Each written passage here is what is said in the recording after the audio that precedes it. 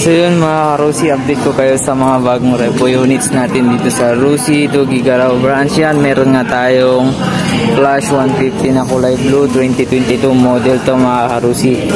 Issue nito is ano lang, itong panel is nagpa-blurred na siya. So yan, dito banda mga Rusi, marami tayong available na mga repo units dito sa Rusi, Tugigaraw branch. Meron tayong mga ito, meron tayong Pulse 150, DL 125, so MP 100 solar. Yan, dito sa harap meron tayong mga Rapid. So mga Rapid 150, meron din tayong mga SC 125, mga 125cc to mga Karusi. O marami tayong available. Sa mga gustong mag-avail or mag-bundle, meron tayong mga pang-bundle yan, pwede yan mga Karusi. So ito, meron din tayong Rapid 150, pwede rin ito pang bundle mga Karusi.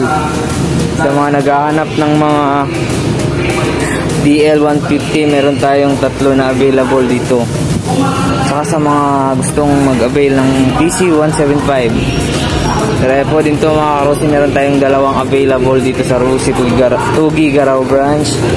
Mga new model pa lang to mga Karusi, 2024.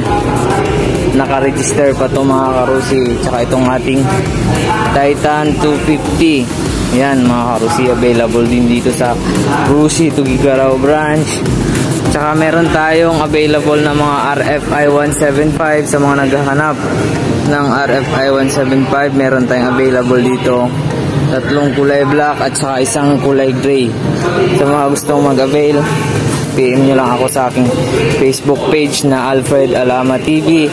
So yun, meron tayong mga MP Sorp 110 at DL 125. So sa mga gustong magbulto din, PM nyo lang ako.